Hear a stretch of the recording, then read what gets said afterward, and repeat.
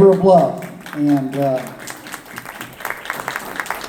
we just can't do it with any part of that puzzle missing. It just cannot be done. And so I'm really thrilled. And today we're here to honor these guys that are being put in the Hall of Fame. Certainly deserve it.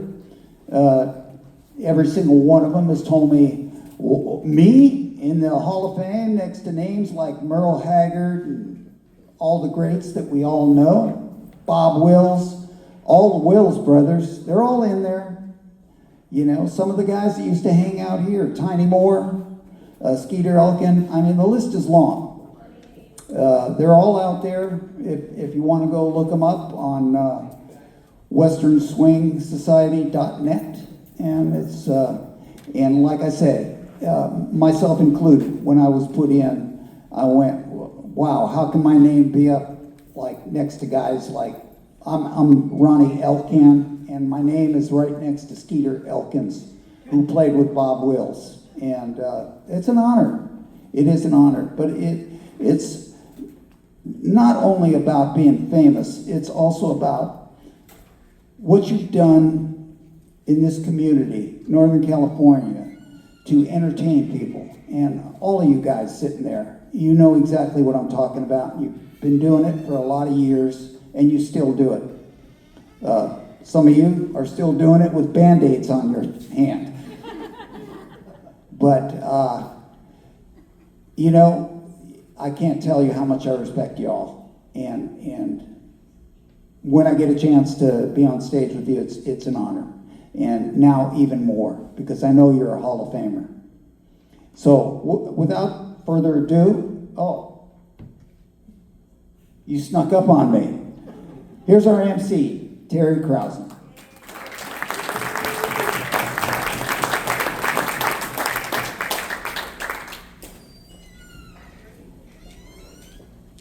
He's talking about being famous.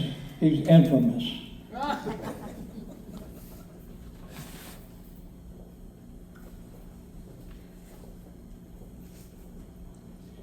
It's always my honor to be here.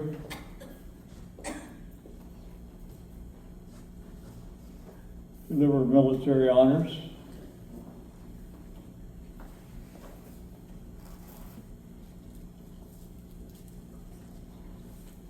It's nice when you're out playing music and you get people clapping their hands and everything, but it makes a big difference for musicians besides pay.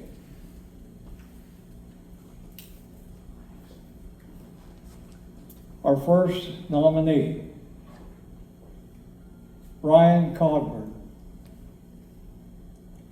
Born and raised in Modesto, where he showed an interest in music at a very young age, 17. He started taking drum lessons at the age of 8 from a local jazz drummer until he was about 10 years old. He wanted to join the school band at that time, but because of the school rule, Brian had to learn a string instrument. And he did so. For 2 years, Brian was classically trained, but his love of violin music and fiddle style changed. Brian grew up. Brian loved country music and started learning the fiddle parts from albums like George Strait, Merle Haggard, Ray Price. My name's not in there. It wasn't long before Brian was entering fiddle contests all over California. By the age of 21, Brian had won 3 Northern Regional Championships, 3 state championships, and was named the fanciest fiddler in Weiser, Idaho, at the National Fiddle Championships. A lot of people don't know they have that every year. At the age of 17, Brian joined a local band who was opening for shows all over California. Merle Haggard, George Jones, Vince Gill, and others. At the age of 22, he got a call to audition with Curb recording artist David Kirsch After his audition, Brian got to call to tour with Kirsch and his band for the fall of 1997. He has worked with Johnny Rodriguez, Hank Thompson, Sons of the San Joaquin, and Ty Herndon. Brian is now married with 2 daughters in college, where he runs his own coffee distributing business while living in Oakdale. He enjoys playing music locally while spending time with his family. Brian, come up.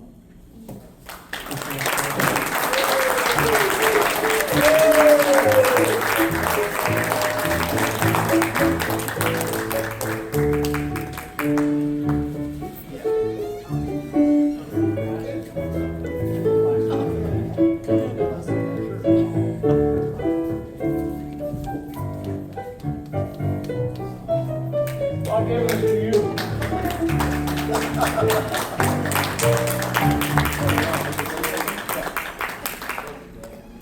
Thank you guys so much. This is quite an honor to be able to have my name up on this wall.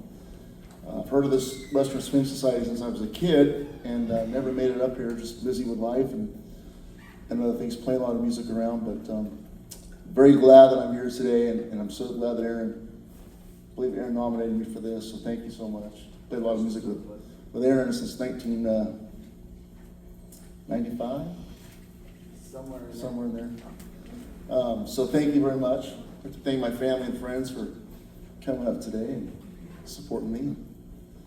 Anyway, thank you guys so very much for this. It means a lot. Thank you.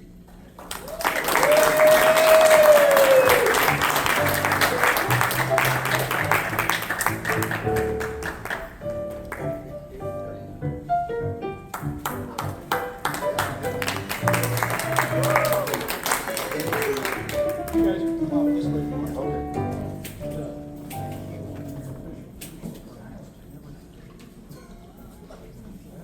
Congratulations. Thank you.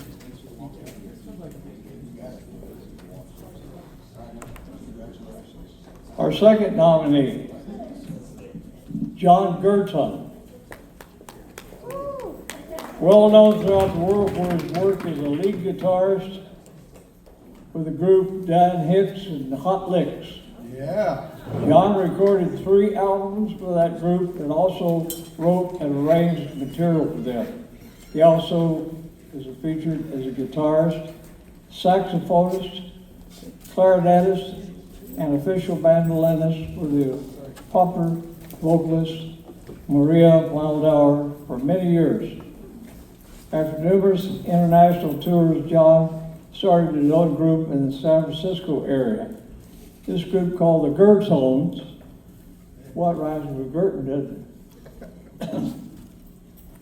Played a blend of jazz, swing, and blues in Oregon and California, sometimes including singer Maria Wildauer as a member. John has made several solo tours with England, where he performed in concerts and clubs throughout the country. In recent years, he has performed concerts and clubs throughout the country. And in recent years, he has performed with such groups as the Blackwood Jazz and George Sousa Band. And he's quite active in the Nevada County music scene. He currently performs solo jazz guitar at various venues in the Foothills area of California. And recently released a new CD called You Are There, which was produced at John's Nugget Studios in Grass Valley.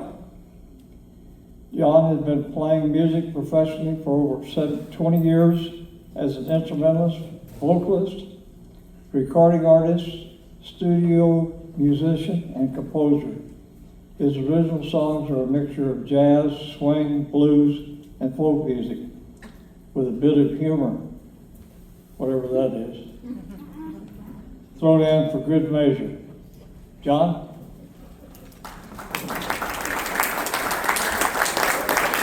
I want you to know I've met a lot of people in my life, he's one of them.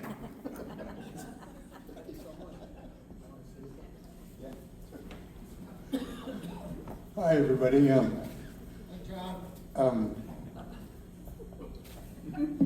I was quite surprised and bewildered when Ronnie called me about this. And the funny thing is, I had a Western swing band for quite a few years, and people moved away finally, and one guy moved to Michigan, and another guy got trigger finger in his hand, but the thing fell apart, so I haven't been able to play much Western swing music lately. But then I played sometimes with Kenny and these guys, and I love the music.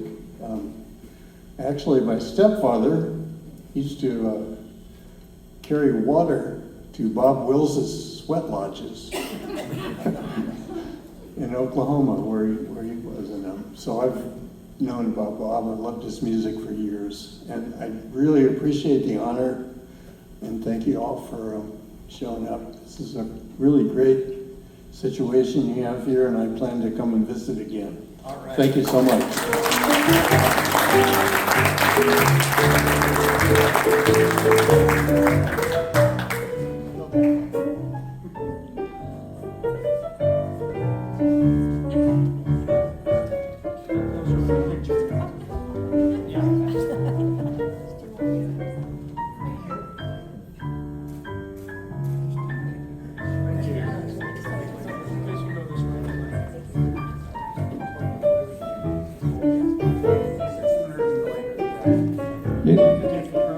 You know what I like about you? I'm still trying to figure it out. Congratulations. He's a great guy.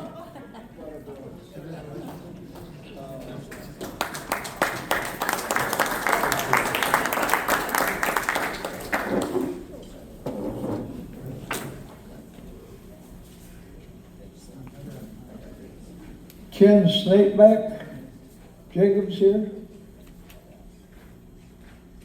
He is not here. Out here. Well, he's a Houston, Texas native, now living in the Bay Area. He's played or recorded with many performers, including The Temptations, the OJs, Levin Helm, Tommy Thompson, Lone Star Retrobates, the band, Rusty Kershaw, Dan Hicks, Maria Valor, and many others. And in 2020, he received an Emmy with the New Orleans Nightcrawlers. He studied at Berklee School of Music and privately with John Handy. Great guy.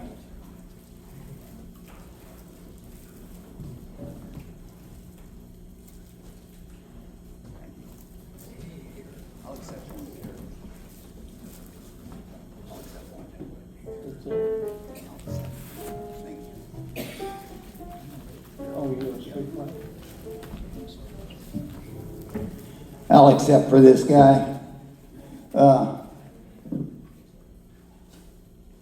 Olin Dillingham and I have been blessed to be able to play with this guy through the summer. We've done a lot of gigs with him in Sonoma, right?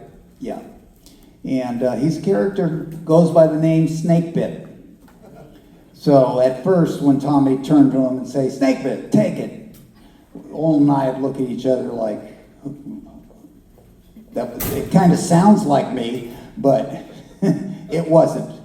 Anyway, he's just a great player. He's been around for a long time, and he's done a lot of things, and I'm sure he'd be honored. He's been on the phone with me, and it's just a great honor for him, and I'm sure he'll cherish this plaque. Thank you.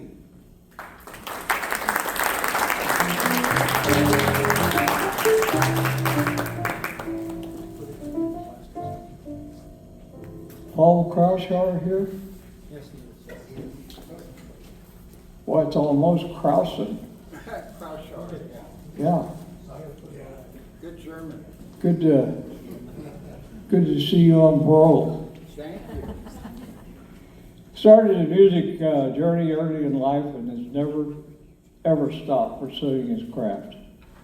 Growing up in San Francisco in the midst of the music boom of the late 60s, Paul was inspired by the sounds of the day and had to join in. At the age of 9, Paul began with drum lessons, followed by guitar and piano. He later became a music major throughout his academic years, studying music theory, harmony, and composition, eventually receiving an honorary master's degree in the recording arts.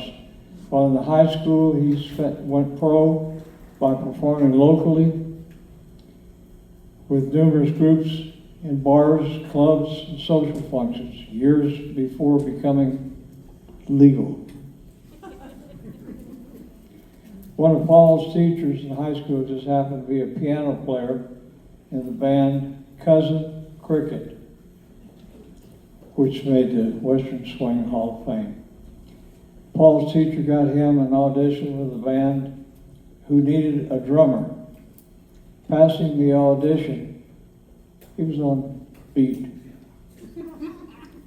Paul the Kid hit the road, and 50 years later, he's still in the band, going strong. Along with performing with Cousin Cricket, Paul also toured with multiple major level acts, including the groups like the Association, Steel Breeze, and Maya. In between live performances, Paul built his reputation in the recording studio, first as a session player and later as an engineer and producer. He started his own record label, which is Parasite Records, in the late 1880s with the release of Grammy-nominated LP Cry Thunder by Steel Breeze, and he's still releasing records to this day. Currently, Paul operates his recording studio, PSR, in Grass Valley. As a songwriter, composer, arranger, multi-instrumentalist, engineer, and producer, his days are filled honing his skills by working with artists from around the world. Glad you were able to get up this morning. I'm amazed, yeah. I actually was working in the studio for 4 hours. Well, come on up. Oh, well,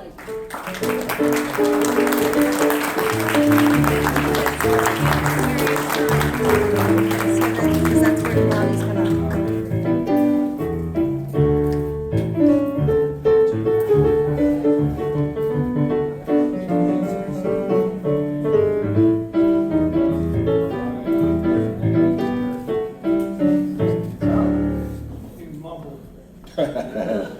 Thank you all. John was there back in the day when we got a lot of this going, so it's a good laugh. Yeah, when I arrived at the Cousin Cricket audition, I had hair out to here and some big surfer band, and my drum kit probably would fill this whole stage. And I scared them to death. I had been listening to John Bonham. But at the same time, I had already played in many bar gigs, starting off with a polka band as a 16-year-old when I could not leave the stage. And this was all because I could actually read music, which was a rare thing. And so then when I arrived with the Crickets, I got the audition, and the next thing I knew, we were playing in a bar in Reno that was just jam-packed, and they were dancing on the bar, and I thought, you know, maybe the swing music is not so bad after all. But then I had played a lot of the big band music of the era, so even though being a rock and roller, I actually knew how to play swing music. I had done a lot of big band work. So at any rate, it was a fit, and on and off over the years, Doug and Kenny and I, and the great Michael Shacker, who has passed away, we did gigs all over the place, and it was a lot of fun. And I'm just super lucky and blessed to be able to go to work every day making music, and people pay me. You know, it's amazing. So, yeah, I couldn't ask for a better life. And to be honored like this and be on the wall with such great people, as Ronnie called me, I was like, wow. This is really great. So had to come. Thank you all so much. Really blessed.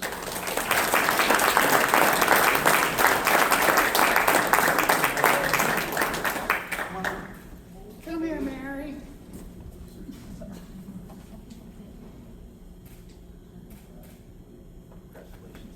Thank you. Thanks so much.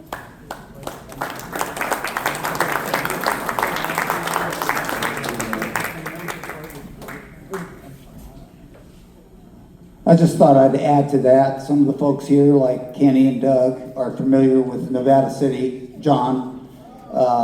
And my friend Rob over there, who I've been playing music with for some like 45 years, that many years. We actually got thrown out of the bank club for playing Western swing music. You remember those days?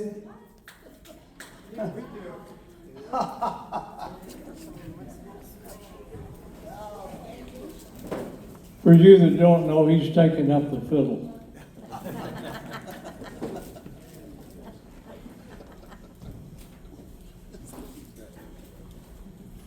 Charles Harrington Nickrance Jr. Is he here? I gotta tell you, I've met a lot of people in my life, and he's one of them. I'm still trying to get over it. He was born June 30th, 19 in Buffalo, New York. He joined a school band in the 3rd grade playing snare drum. He said he still doesn't know what possessed him to do that. At a very young age, his dad prophetically nicknamed him Boomer, which has something to do with drums. He ended up taking many lessons from drum master Phil Pelletier, did I say it right? During which time he was introduced personally to drum giants Alan Dawson and Buddy Rich. His first gig in 1971 was him holding up his end of an organ drum duo at the Newport Yacht Club in Rhode Island. For you who don't know, that's a state. For a meal of $20 in tips. His second gig was at the Rotunda at the First Beach in Newport. He remembers that the admission was 25 cents. Two-bit kind of guy. And the band members each made 11 bucks. A lot of money back then. Kind of sized up business at that time. He went through an unusual beginner bands and later found himself in a Small Wonder, a top 10 Rhode Island band in 1975 and had his first brush with original music and recording. He later moved to Savannah, Georgia after college, become a Southern boy. He recounts this period as a wonderful time to learn with other great musicians. He began singing around that time. He says, "You should have seen my sister face me the first time and she saw me do that." He worked at Rody's Music where he became a Yamaha drum regional endorser. Rody's was a touring musicians hangout, and the close-knit musical community there afforded him opportunities to play in every style of music imaginable, including performing with blues greats Jimmy Thackeray and Tinsley Ellis. He worked with several country music bands around this time and was able to fill in for a friend. I didn't know you had a friend. On a 2-week stint, she's making me cough.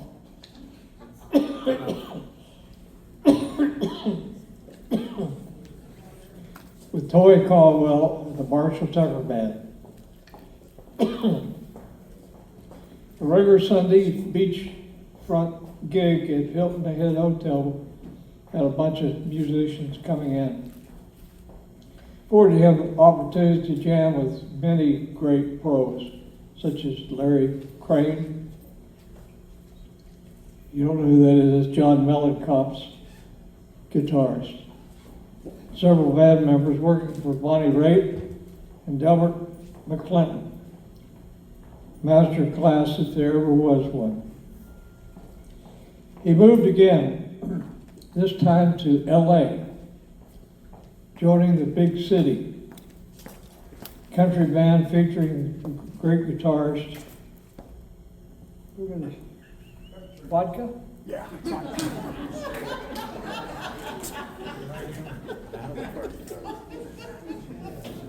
Thank you.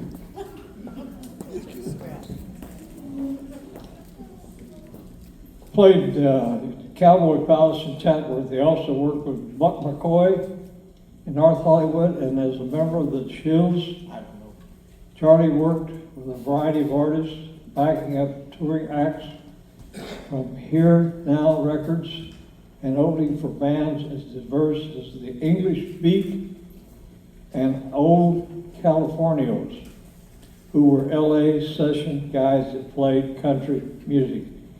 He recorded several albums under multiple pop and all company guises, and performing regularly at Rusty's Surf Ranch on the Santa Monica Pier, including the more gigs of with Susanna Hoffs of the Banglers.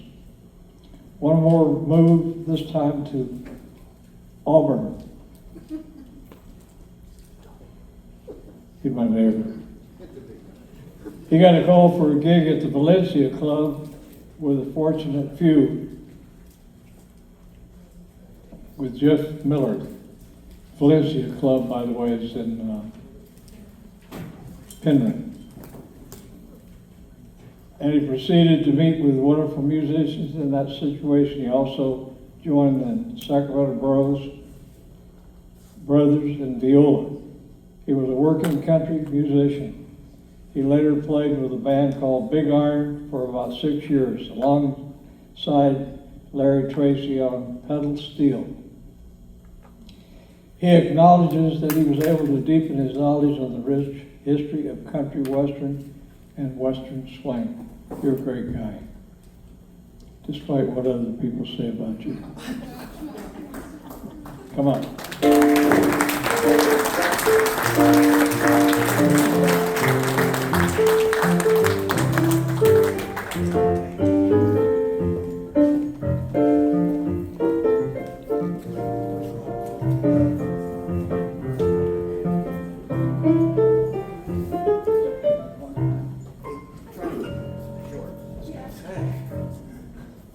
Whoever wrote that. But just thanks to everybody here, thanks to everybody at Western Swing Society, thanks to Robert Shotwell for the nomination. Since the first day, I showed up here a couple of years ago now, and then got drafted into the back room, and have been locked up there for 2 years. Please, somebody send food. It's just I know been- the feeling, by the way. We're still trying to get over it. This guy. This guy and all the people in the back room have just been so generous and kind, and everybody here. Now I'm working with so many more people. It's become a learning experience, a bunch of friendships. It's a wonderful place. Tell everybody you know that they need to start coming out here more often. It's just a fabulous organization. I hope it continues for a long time, and really proud and happy to be a member and recognized in the Hall of Fame now. So thanks, everybody. Lifetime Hall of Fame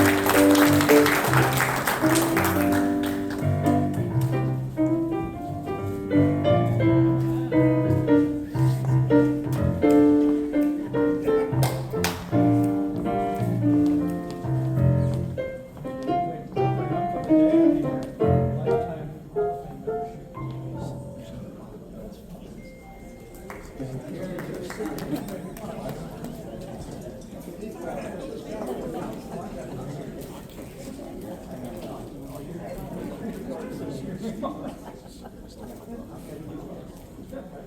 And last, certainly not least, Dale Watson. Dale here? No, he's working. He's on tour. Yeah. He's booked every night. I think it's Dan. He's an award-winning, hardest-working real country music musician and producer who's been creating music and performing live for over 40 years. He has shared the stage with such icons as Merle Haggard, whoever that is, Johnny Cash, Willie Nelson, Chris Christopherson, just to name a few. He has been seen on David Letterman, Jimmy Kimmel, Austin City Limits, but most of the time he's touring the world, killing it for his fans, keeping country music roots sound alive with over 30 albums and singles. Dale knows his way around recording studios, which is why he built Watson Studio in Memphis, Tennessee, complete with 1937 board of Sun Records.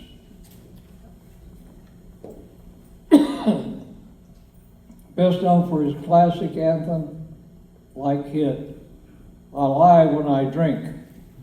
And I drink a lot. Didn't know you drank till I saw you sober.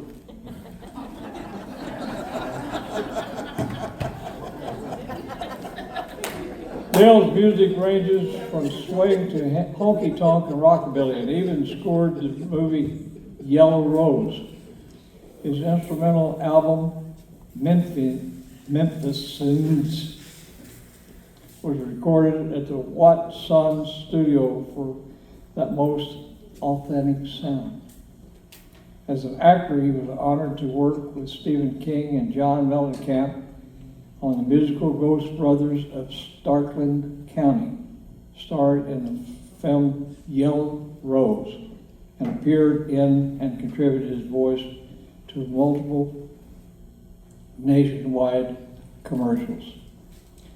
His lifelong respect and love of original country music are the foundation for all his music and his Ameripolitan Awards, which celebrate young, up, and coming country artists and legends. Awards focus on honky tonk, rockabilly, western swing, and outlaw country music. Awards go to singers, songwriters, DJs, venues, festivals, and musicians from those genres. Voting is completed of fans and industry professionals, resulting in a much anticipated evening for over 10 years. Currently, Dale continues to do what he loves. Tour is off. Write music, be in the studio, and spend time with friends and his loving wife, Celine. Thank you. Here's the intro to one of his songs. There's the song.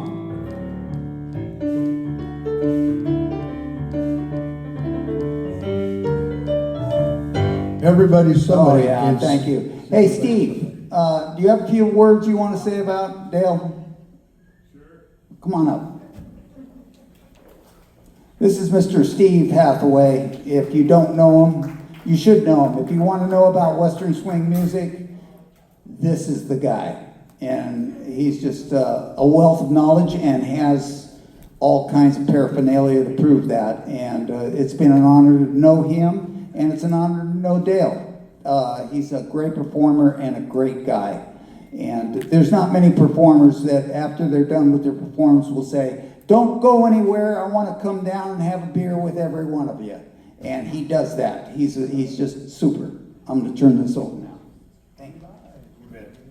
Yeah, Dale is, at first, anytime somebody wants to know if there's real country out there, I always point to him as one of the people to listen to. And his voice quality is a lot like Merle Haggard's, but he's unique. He writes his own songs. Some of them are a little bit twisted, right? But they're great songs. He also, as you were saying, the Ameripolitan Awards that he put together, he's been, I think it's on hiatus right now, but he has the awards either in Memphis or in Austin. He lives both places.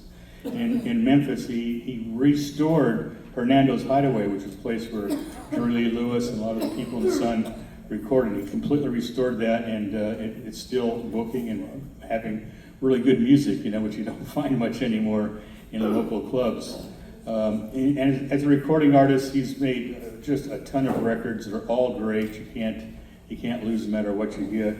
The Ameripolitan Awards, though, just one of the important things about the Ameripolitan Awards is he's trying to create something that honors other than Americana and country music.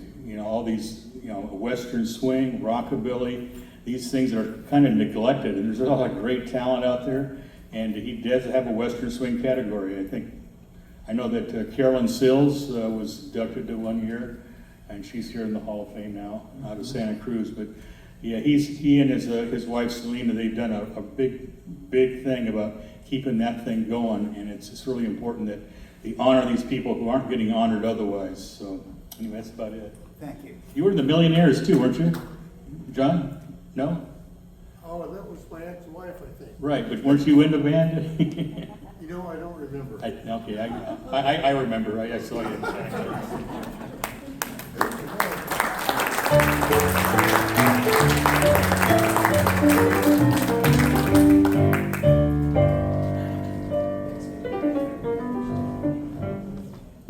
Well, thank you, Terry Krausen. You did a great job, and thank you everybody for attending. Now we'll kind of break down the stage, and we'll have our Hall of Famers come up and perform for you. Poor Johnny just had surgery, and he's healing from that, but he's going to get up here with his guitar, and he's going to do his thing. And so just be patient with us, and we'll have it ready to go in a few minutes. Thank you. Yeah, hold on a second. We knew our kitchen was going to close early. The ladies had to go. So one of our famous runners took off and went down to Costco, and they did buy some pizzas back there. So if y'all are hungry,